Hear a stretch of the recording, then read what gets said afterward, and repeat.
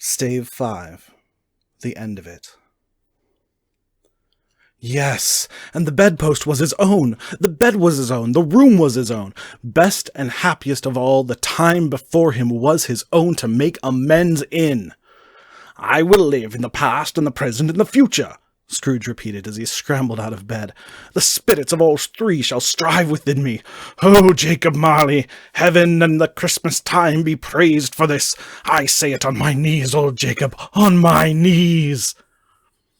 He was so fluttered and so glowing with his good intentions that his broken voice could scarcely answer to his call. He had been sobbing violently in his conflict with the spirit, and his face was wet with tears. "They are not torn down!" cried Scrooge, folding one of his bed curtains in his arms. "They are not torn down, rings and all. They are all here. I am here. The shadows of the things that would have been may be dispelled. They will be. I know they will." His hands were busy with his garments all this time, turning them inside out, putting them on upside down, tearing them, mislaying them, making them parties to every kind of extravagance. "I don't know what to do," cried Scrooge, laughing and crying in the same breath, and making a perfect laocoon of himself with his stockings. "I am as light as a feather. I am as happy as an angel. I am as merry as a schoolboy. I am as giddy as a drunken man. A Merry Christmas to all. A Happy New Year to all the world. Hello here. Whoop, hello!" He had frisked into the sitting room and was now standing there, perfectly winded. "There's the saucepan that the gruel was in," cried Scrooge, starting off again and going round the fireplace. "There's the door by which the ghost of Jacob Marley entered. There's the corner where the ghost of Christmas Present sat. There's the window where I saw the wandering spirits. It's all right. It's all true. It all happened. Ha, ha, ha!" Really, for a man who had been out of practice for so many years, it was a splendid laugh, a most illustrious laugh, the father of a long, long line of brilliant laughs. "I don't know what day of the month it is," said Scrooge. "I don't know how long I've been among the spirits. I don't know anything. I'm quite a baby. Never mind, I don't care. I'd rather be a baby. Hello, whoop, hello here!" He was checked in his transports by the churches ringing out the lustiest peals he had ever heard. Clash, clang, hammer, ding, dong, bell. Bell, dong, ding, hammer, clang, clash. Oh, glorious, glorious! Running to the window, he opened it and put out his head. No fog, no mist, clear, bright, jovial, stirring cold. Cold, piping for the blood to dance to, golden sunlight, heavenly sky, sweet fresh air, merry bells. Oh, glorious, glorious! "What's today?" cried Scrooge, calling downward to a boy in Sunday clothes, who perhaps had loitered in to look about him. "Eh?" returned the boy, with all his might of wonder. "What's today, my fine fellow?" said Scrooge. "Today?" replied the boy. "Why, Christmas Day." "It's Christmas Day," said Scrooge to himself. "I haven't missed it. The spirits have done it all in one night. They can do anything they like. Of course they can. Of course they can. Hello, my fine fellow." "Hello," replied the lad. "Do you know the poulterers in the next street but one at the corner?" Scrooge inquired. "I should hope I did," replied the lad.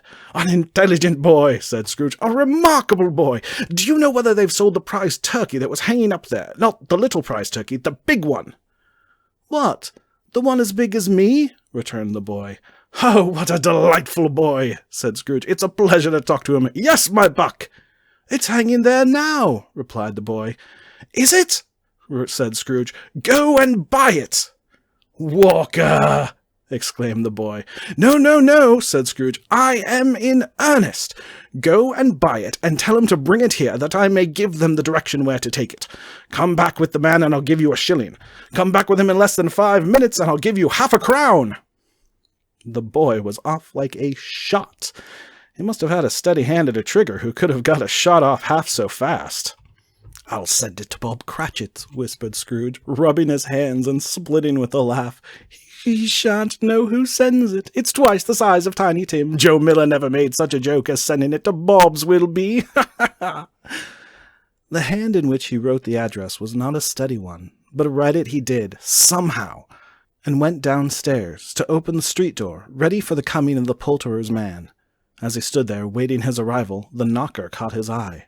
"I shall love it as long as I live," cried Scrooge, patting it with his hand. "I scarcely ever looked at it before. What an honest expression it has on its face. It's a wonderful knocker. Ah, here's the turkey. Hello! Whoop! How are you? Merry Christmas!" It was a turkey. He never could have stood upon his legs, that bird. He would have snapped 'em short off in a minute like sticks of sealing wax. "Why, it's impossible to carry that to Camden Town," said Scrooge. "You must have a cab."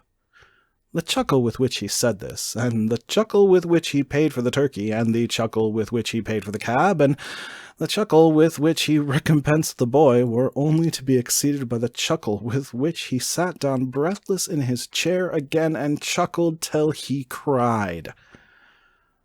Shaving was not an easy task, for his hand continued to shake very much, and shaving requires attention, even when you don't dance while you're at it. But if he had cut the end of his nose off, he would have put a piece of sticking plaster over it and been quite satisfied. He dressed himself all in his best, and at last got out into the streets. The people were by this time pouring forth, as he had seen them with the ghost of Christmas present, and walking with his hands behind them, Scrooge regarded every one with a delighted smile.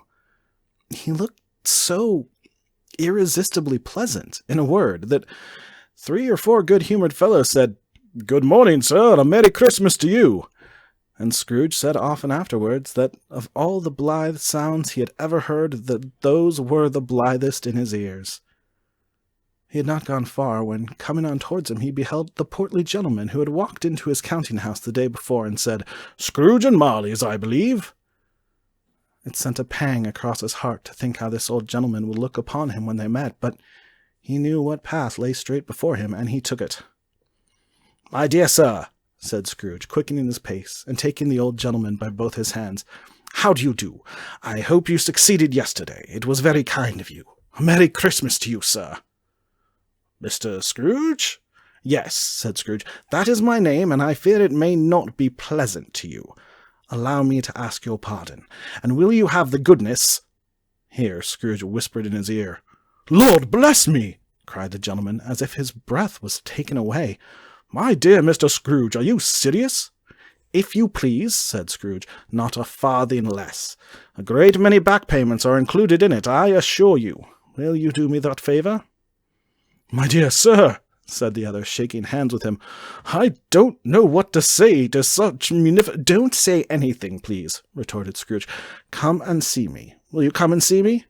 "I will," cried the old gentleman, and it was clear he meant to do it. "Thank ye," said Scrooge. "I am much obliged to you. I thank ye 50 times. Bless you." He went to church, and walked about the streets, and watched the people hurrying to and fro, and patted children on the head, and questioned beggars, and looked down into the kitchens of houses and up to the windows, and found that everything could yield him pleasure. He had never dreamed that any walk, that anything could give him so much happiness. In the afternoon he turned his steps towards his nephew's house. He passed the door a dozen times before he had the courage to go up and knock. But he made a dash and did it. "Is your master home, my dear?" said Scrooge to the girl. "Nice girl, very." "Yes, sir." "Where is he, my love?" said Scrooge. "He's in the dining-room, sir, along with the mistress. I'll show you upstairs, if you please." "Thank ye. He knows me," said Scrooge, with his hand already on the dining-room lock. "I'll go in here, my dear." He turned it gently, and sidled his face in round the door.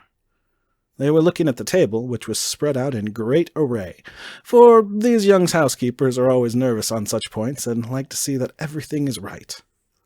"Fred!" said Scrooge. Dear heart alive, how his niece by marriage started! Scrooge had forgotten, for the moment, about her sitting in the corner with the footstool, or he wouldn't have done it on any account. "Why, bless my soul!" cried Fred. "Who's that?" "It's I, your Uncle Scrooge. I have come to dinner. Will you let me in, Fred?" Let him in? It is a mercy he didn't shake his arm off. He was at home in 5 minutes. Nothing could be heartier. His niece looked just the same. So did Topper when he came. So did the plump sister when she came. So did everyone when they came.